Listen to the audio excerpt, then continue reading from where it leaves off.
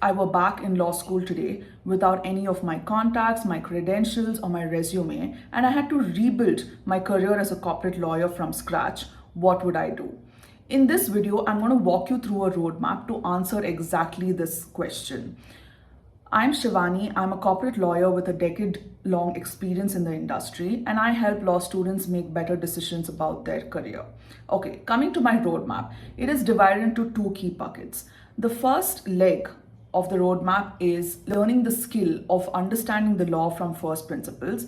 Second are a set of soft skills that's very important for lawyers today, which is your communication package, networking, and building a digital presence. Let's dive into each one of these in this video. Now let's unpack understanding the law from first principles. Most law students, including me for a very long time, when you approach reading a law, you take the bare act, you go through it section by section, try to memorize the components of each section. While this might be great for doing well academically, it might help you do well in your exams, but it really does fall short when you need to answer real world problems like the ones that you encounter at an internship, or even the kind of questions that you would be asked when you're at a job interview. So, understanding the law from the first principle means that you need to understand the why behind the law, the policy background for the law, if there is one, before you understand the what of the law. Let me take an example. Section 138 of the Negotiable Instruments Act is a section that criminalizes dishonoring a check. Why is that the case? Why does this section have so much weight of the law behind it? Well, it is so that businesses trust checks as a valid way of doing business. It is establishing trust in the market, and in doing so, the law is signaling to businesses that it can accept checks as a valid way of doing business, and the authority of the law is going to be behind the defaulter if anything goes wrong. And this just encourages businesses to accept checks as a negotiable instrument, right? So now having this framework in your mind will help you answer a lot of real life questions that might come around section 138. Let's take, for example, you have a client that asks you that is mens rea important in a check bounce case. Now, if you have this background of what section 138 is trying to do, that is going to give you direction of the arguments that you can take and you cannot make. And secondly, let's take another scenario. You are negotiating for a contract, and then you see this clause that your client is required to give post-dated checks. Now you will be able to better answer or better advise your client on whether they should be doing this or not. So always start with the framework, and then when you get to the section which is talking about timelines for when a check should be presented, when a suit should be instituted, all of this are just pieces of the framework once you understand it from the first principles.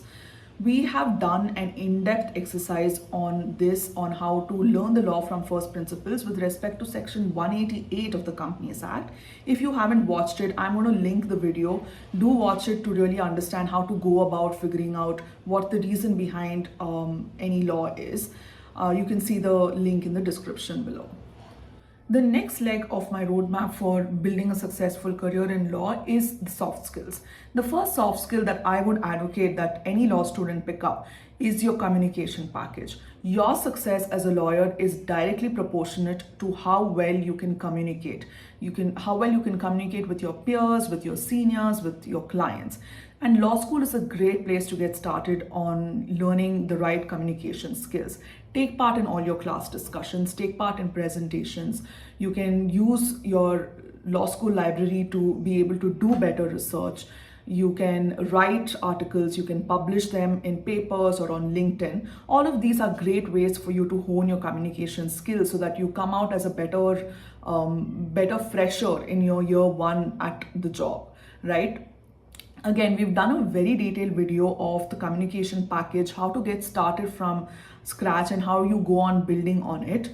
I'm going to link the video in the description below. If you haven't watched it, you really need to check it out to dive into this skill. The second soft skill that I would advocate is building a digital presence. Your digital presence, what I essentially mean is having a great presence on LinkedIn. is the right way for you to lay the groundwork on the next skill that I'm going to be talking about, which is networking. So what does a digital presence do for you? It is basically establishing that the interest that you say that you have on your CV or on your cover letter is elaborated, and it shows to anyone who's checking out your profile that you've spent quite some time building the portfolio that you claim to have. You've written articles. It gives them the opportunity to analyze your writing skill, your analysis, and how in depth you've thought about the topics that you say you're interested in. Again, we've done a detailed video about how to build a digital presence from scratch, what articles to write, how do you use that as a leverage to network with the right people in a separate video. I'm going to be linking that in the description below. Do check it out before you start your journey on building a digital presence. Moving on. The third skill that ties all of this together, you've built your digital presence, you know how to communicate better, is networking. Networking is putting yourself out there in front of the right people, so you're increasing your opportunity for the right kind of internships, the right kind of interviews for jobs. Because the truth of the matter is, anyone who has interacted with a law student before and has an insight on what kind of person they are or what kind of work they have done is likely to get hired than someone that you see for the first time at an interview and they don't have anything to show in terms of what they've done on LinkedIn. So all you have to go is what they're saying at the interview, which is lesser information than someone that I've networked with previously.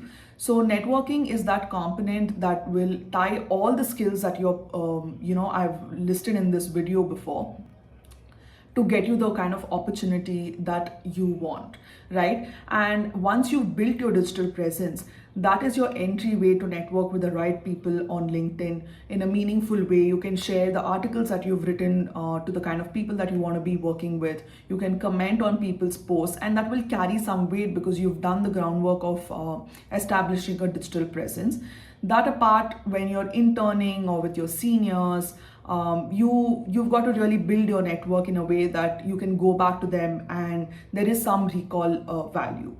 And with this, the two legs of the roadmap that I built, one is understanding the law better from first principles, and two, the kind of soft skills that you need to be a great lawyer come together. And I would use this from my internships from year one, right? I would start off interning at boutique firms that do the kind of work that I want to be doing. And I would use those internships to graduate upward. I would start networking better by then and get an internship at a bigger firm, at a tier one firm. And that would ultimately lead you to an audition internship where you can do great at an interview to land yourself a job. And that completes my roadmap of what I would want to do as a law student in 2025. I hope you found this video helpful.